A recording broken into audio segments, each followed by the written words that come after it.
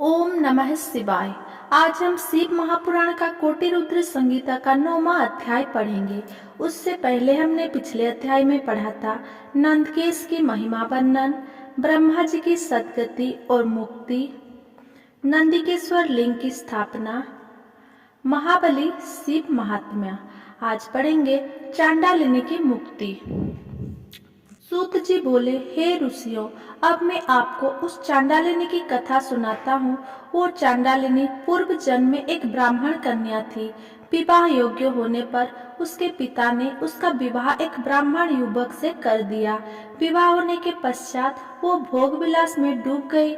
विलास के कारण उसका पति बीमार होकर मृत्यु को प्राप्त हो गया, परंतु उसकी भोग की लालसा पूर्ववत ही रही।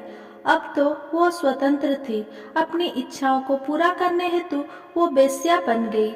तब उसके परिवार वालों ने उसे घर से निकाल दिया और उसे जंगल में छोड़ आए। वहाँ जंगल में भटकते हुए एक दिन वो एक शूद्र के घर जा पहुंची।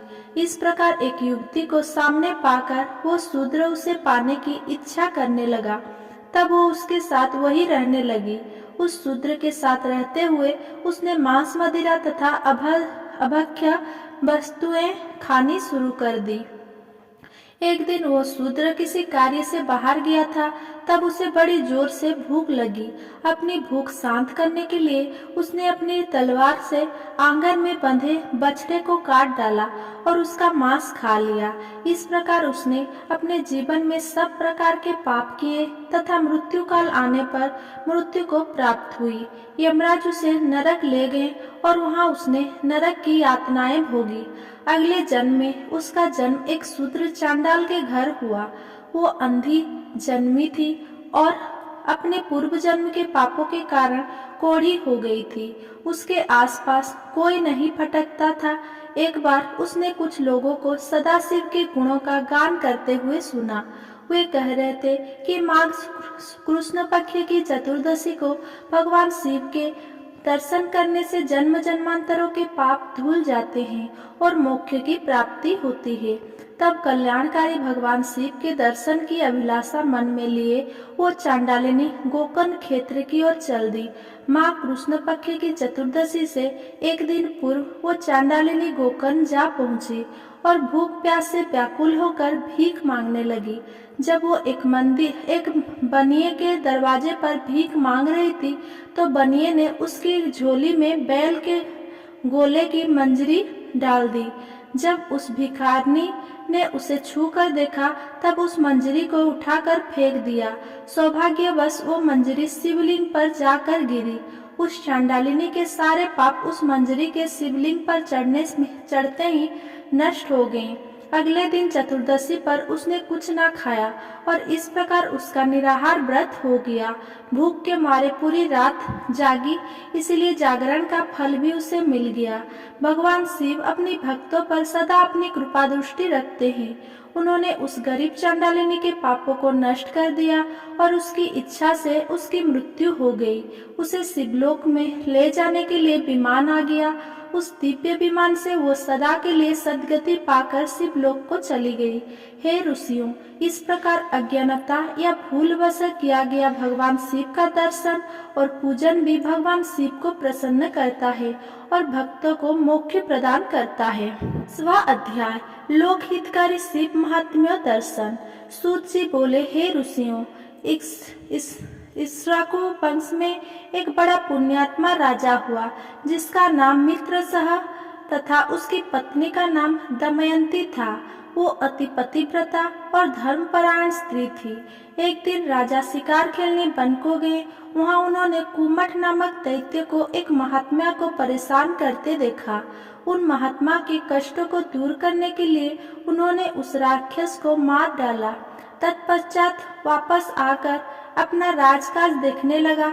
उधर उस दानव के छोटे भाई कपट ने राजा से बदला लेने के लिए रोसैया का वेश बनाया और राजमहल में नौकरी करने लगा। एक बार गुरु जयंती के अवसर पर राजा मित्रशाह ने अपने गुरु वशिष्ठ को भोजन के लिए आमंत्रित किया। गुरुदेव राजा के घर पधारे। उस कपटी राक्षस ने राजा से बदला लेने के लिए खाने में मांस मिला दिया और वो भोजन वशिष्ठ जी को परोस दिया।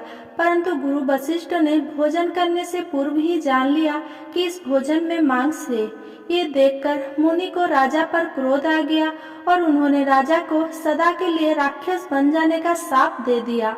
शाप सुनकर राजा रोने गिड़गिड़ाने लगा और बोला, मुनि श्रेष्ठ, मुझे क्षमा कर दें, ये अपराध मैंने नहीं किया है। राजा के वचनों को सुनकर वशिष्ठ मुनि सोच में डूब गए। तब उन्होंने अपनी दिव्य दृष्टि से जान लिया कि अपराध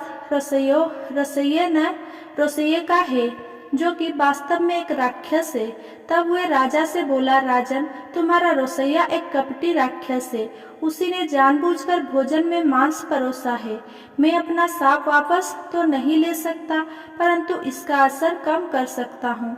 तू 12 वर्ष तक राक्षस रहेगा। ये कहकर मुनि वशिष्ठ वहाँ से चले गए। उस शाप के कारण राजा राक्षस बन गया और वनों में भटकने लगा। वो जीवों को मारकर खाता था।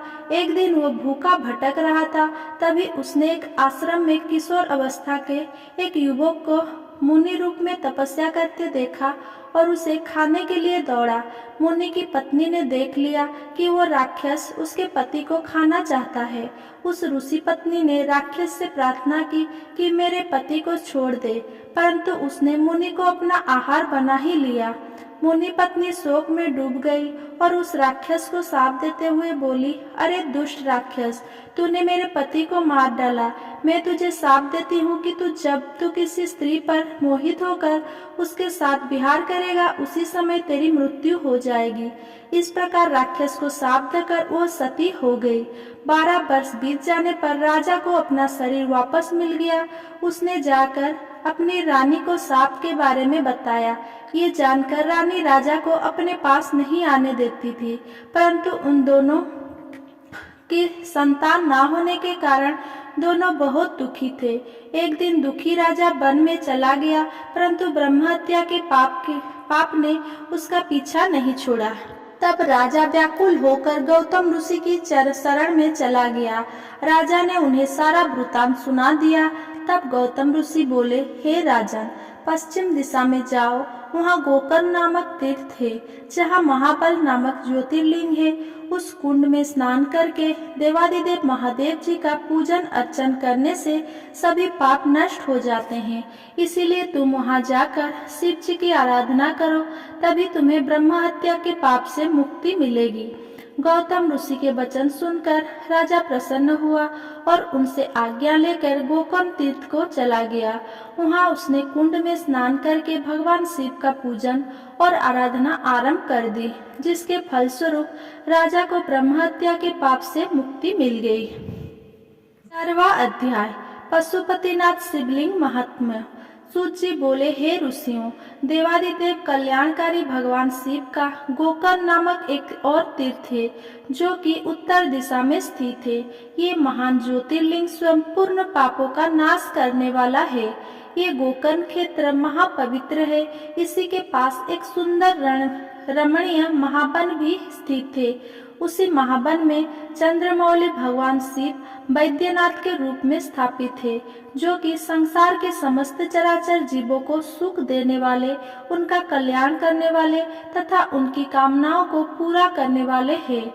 उनकी महिमा अद्भुत और अद्वितीय है। यहीं पर मिश्राश्री नामक एक सुंदर मनोरथ तीर्थ स्थल है।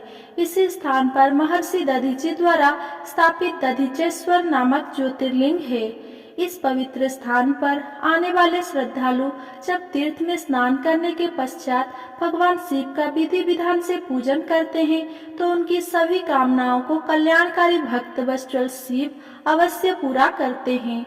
तीर्थ में स्नान करने के पश्चात शिव जी के ज्योतिर्लिंग का दर्शन करने से सभी पाप नष्ट हो जाते हैं तथा सभी तरह के भोग और मोक्ष की प्राप्ति होती है। इसी प्रकार नवमीश नामक परम पावन तीर्थ है। यहीं पर ऋषियों द्वारा स्थापित ऋषिश्वर ज्योतिर्लिंग स्थित है। इस पवित्र लिंग का श्रद्धापूर्वक दर्शन करने से भक्तों के सभी दुखों और क्लेशों का नाश हो जाता है। अतः अंत समय आने पर वे सभी सुखों को भोग कर स्वर्ग को जाते हैं। हरण नामक क्षेत्र में उद्यापह नामक शिवलिंग है। इसके दर्शन से करोड़ों हत्याओं के पाप से भी मुक्ति मिल जाती है। देवप्रयाग में ललितेश्वर नामक ज्योतिर्लिंग स्थित है, जो कि अपने भक्तों की मनोकामनाओं को पूर्ण करने वाला है। नेपाल में पशुपति नामक ज्योतिर्लिंग स्थित है, जो कि अभिष्ट फल देने वाला है। इसके पास ही मुक्तिनाथ नामक शिवलिंग स्थित है। ये मुक्तिनाथ शिवलिंग भोग और मोक्ष प्रदान करने वाला है। इस प्रकार भगवान शिव के उत्तम ज्योतिर्लिंग पृथ्वी पर सभी जगह स्थित है और अपने भक्तों की रक्षा एवं कल्याण करते हैं। 4वां अध्याय, लिंग रूप का कारण। ऋषिगण सूत जी से पूछने लगे, हे सूत जी, आपने हम पर कृपा करके हमें त्रिलोकीनाथ कल्याणकारी भगवान शिव के दिव्य ज्योतिर्लिंग के संबंध में बताया। अब हमें जगत माता शिवप्रिया देवी पार्वती जी को बाण रूप कहे जाने का कारण भी सविस्तार बताइए। ऋषियों के प्रश्न का उत्तर देते हुए सूत जी बोले, हे ऋषिगणों, प्राचीन काल से ही दारुक नामक एक वन है। वहीं पर त्रिलोकीनाथ भगवान शिव का शिवालय स्थित है। भगवान शिव के भक्त ऋषि मुनि प्रतिदिन सुबह, दोपहर, शाम वहां आकर अपने आराध्य महादेव जी का पूजन, स्तोत्र पाठ एवं प्रार्थना करते हैं। एक दिन ऋषिगण दारुक वन में समिधा लेने के लिए गए थे। तब भगवान शिव ने उनकी परीक्षा लेने चाहिए। वे विकराल रूप धारण किए नग्न अवस्था में वहां आ पहुँचे जहाँ ऋषि पत्नियां थी। उसी समय ऋषिगण भी लौट आए। जब उन्होंने विकराल रूप धारण किए शिव जी को वहां देखा तो क्रोधित होकर बोले, तू कौन है जो यहाँ हमारी स्त्रियां के सामने इस प्रकार नग्न रूप में उनका आचरण दूषित कर रहा है? ये तुमने अनुचित कार्य किया है, इसीलिए तुम्हें इसकी सजा अवश्य मिलेगी। तुम्हारा लिंग पृथ्वी पर गिर पड़ेगा। ऋषियों के कथनानुसार शिव जी का लिंग जैसे ही पृथ्वी पर गिरा, चारों ओर अग्नि प्रज्वलित हो गई, जिससे सभी जीव जंतु पीड़ित होने लगे। यह देखकर ऋषिगण घबरा गए। वे ब्रह्मा जी के पास गए और उन्हें सारी बातें बताईं। ब्रह्मा जी ने दिव्य दृष्टि से सब कुछ जान लिया। तब वे बोले, हे ऋषियों, तुमने अपने घर अतिथि के रूप में पधारे भगवान शिव का अपमान किया है और उनके प्रति बुरे वचन कहे हैं। इसीलिए जब तक यह शिवलिंग एक स्थान पर स्थिर नहीं होगा, इस प्रकार का उपद्रव होता रहेगा। इस संसार का हित करने के लिए आप जगदम्बा पार्वती की आराधना करें। वे योनि रूप धारण करें तथा शिव जी प्रसन्न होकर वहीं स्थिर हो जाए। शास्त्रों के अनुसार अष्टदल की रचना करने के पश्चात उस पर घट स्थापन करो। फिर उसमें दुर्वा तथा पानी भरो। तत्पश्चात शतरुद्र मंत्रों का पाठ करते हुए उस घट के जल से भगवान शिव के लिंग को स्नान कराओ। फिर देवी पार्वती को बाण रूप में स्थापित करके उसी पर सदाशिव के ज्योतिर्लिंग की स्थापना करो। शिवलिंग की स्थापना करने के पश्चात धूप, दीप, चंदन, पुष्प, नैवेद्य आदि से पूजन करो। फिर शिवलिंग को श्रद्धा भाव से प्रणाम कर उनके स्तोत्र का पाठ और स्तुति करो। ब्रह्मा जी के वचन सुनकर ऋषिगण को सही मार्ग मिल गया। उन्होंने ब्रह्मा जी से आज्ञा ली और पुनः अपने स्थान पर वापस आकर बताई गई विधि से देवी पार्वती और भगवान शिव की आराधना की। पूजन से प्रसन्न होकर देवी पार्वती जी योनि रूप में स्थित हुई। तब ऋषियों ने वहां ज्योतिर्लिंग स्थापित किया।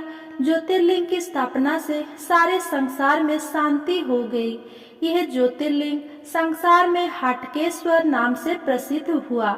इस ज्योतिर्लिंग की आराधना से लोक और परलोक में सभी सुखों की प्राप्ति होती है। 13वां अध्याय, बटुकनाथ की उत्पत्ति। ऋषियों ने पूछा, हे सूत जी, आपने हम पर कृपा करके हमें अनेकों ज्योतिर्लिंग के विषय में बताया है। अब हमें अंधकेश्वर नामक ज्योतिर्लिंग के महात्म्यों के बारे में बताइए। ये सुनकर सूत जी बोले, हे ऋषियों, पूर्व काल में अंधक नाम का एक महाबली वीर और पराक्रमी राक्षस था। उसने अपने बल से पूरे विश्व पर अपना अधिकार किया हुआ था और वह देवताओं सहित सभी देवों को दुखी करता रहता था। तब सब देवता उस दैत्य से पीड़ित होकर भगवान शिव की शरण में गए। उन्हें प्रणाम करके देवताओं ने उन्हें अपना दुख कह सुनाया। अपने भक्तों की शरण में गए उन्हें प्रणाम करके देवताओं ने उन्हें अपना दुख कह सुनाया। अपने भक्तों के दुख को जानकर शिव जी ने उन्हें सहायता करने का वचन दिया और अंधक के निवास पर चलने के लिए कहा। सब देवताओं के साथ भक्तवत्सल शिव अंधक के निवास पर गए।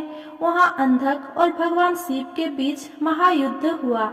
त्रिलोकीनाथ भगवान शिव ने अपने त्रिशूल से ज्यों ही अंधक को मारा, वो छटपटाते हुए बोला, हे देवाधिदेव कृपा निधान, मैंने सुना है कि मरते समय शिव जी के दर्शन करने से शिव पद की प्राप्ति होती है। मैंने अंतिम समय में आपके दर्शन कर लिए हैं। अंधक के ऐसे वचन सुनकर शिव जी प्रसन्न होकर बोले, हे दानवेंद्र, तुम्हारे बातों से मैं बहुत प्रभावित हुआ हूँ। मांगो, क्या वर मांगना चाहते हो? शिव जी के ऐसे वचन सुनकर अंधक बोला, भगवान, मुझे अपनी अविचल भक्ति प्रदान करे और यहीं पर स्थित होकर जगत का कल्याण करे। तब अंधक की बात मानते हुए शिव जी ज्योतिर्लिंग रूप में वहां स्थित हो गए। इस प्रकार सविधि पूजन करने वालों की सभी मनोकामनाएं पूरी होती है। ये ज्योतिर्लिंग अंधकेश्वर नाम से जग प्रसिद्ध है। अंधकेश्वर नामक ज्योतिर्लिंग की उत्तम कथा सुनकर ऋषिगण बोले, हे सूत जी, अब आप हमें बटुकनाथ की उत्पत्ति के बारे में बताइए। तब सूत जी बोले, हे ऋषिगण, प्राचीन काल में दधीचि नामक एक धर्मात्मा शिव भक्त हुए हैं जो संपूर्ण वेदों के ज्ञाता थे। उनका सुदर्शन नाम का पुत्र था।